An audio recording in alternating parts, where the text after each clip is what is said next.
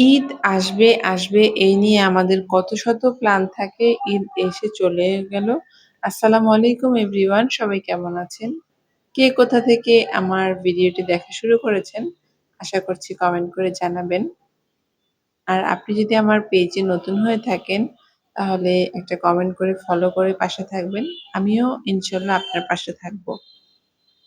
তো কনটেন্ট ক্রিয়েটরের জগৎটাই হচ্ছে এরকম যে একজন আরেকজনকে সাপোর্ট না করলে আসলে এগিয়ে যাওয়া সম্ভব হয় না। তো এটা হচ্ছে ঈদের ২ দিন পরে আমার আন্টির বাসায় দাওয়াত ছিল। সেখানে আমরা গিয়েছিলাম। তো সেখানে রান্না-বাড়ার আয়োজন চলছে। রান্নার আয়োজনে ছিল গরুর মাংস, করলা ভাজি, ঢেঁড়স ভাজি, আর হচ্ছে ভর্তা, শুটকি ভর্তা আমরা সবাই খুব পছন্দ করি। শুটকি ভর্তা করা হয়েছিল। এটা কি শুটকি আসলে আমার সঠিক জানা নাই। তো এখানে হচ্ছে গরুর গোশতটা হাতে মেখে বিভিন্ন মসলা দিয়ে তারপর রান্না করা হবে।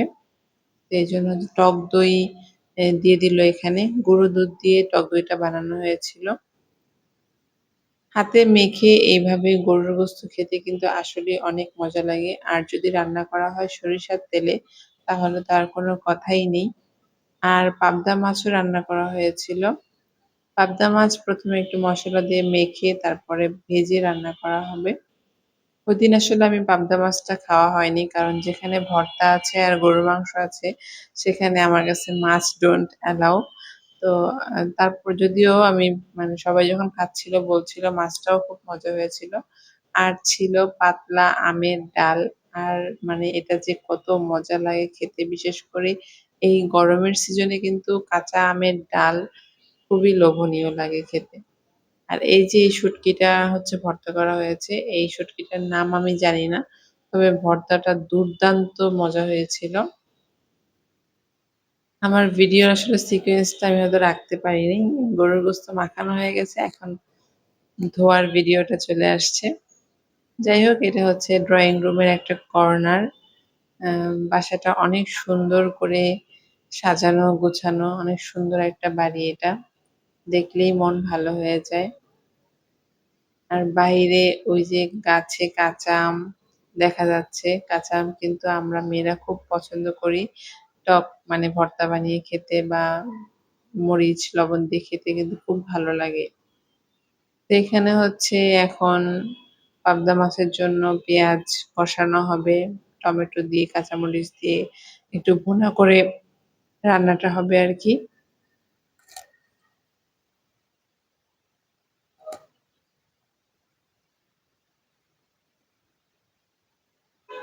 এখানে হচ্ছে গরুর গোশত অর্ধেক প্রায় হয়ে গেছে। ২ চুলায় রান্না চলছে।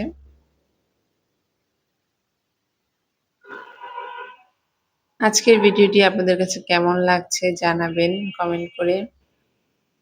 আর যারা নতুন কনটেন্ট মনিটাইজেশন পেয়েছেন সবাইকে অনেক অনেক শুভকামনা। আমিও নতুন কনটেন্ট মনিটাইজেশন পেয়েছি। তো সবাই দোয়া করবেন যাতে এগিয়ে যেতে পারি। আর যারা এখনো পাননি ধৈর্য ধরে লেগে থাকুন, ইনশাল্লাহ পেয়ে যাবেন। এটা হচ্ছে গাছ থেকে কচু শাক নেওয়া হয়েছে। কচু শাক দিয়েও একটা ভর্তা বানানো হবে আরকি। এখানে আমার ছেলে দেখেন খাবার রেডির পরে সবার আগে বসে আছে।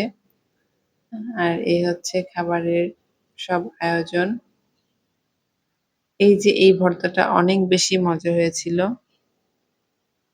তো আজকের ভিডিওটা এখানে শেষ করছি। সবাই ভালো থাকবেন। আল্লাহ হাফিজ।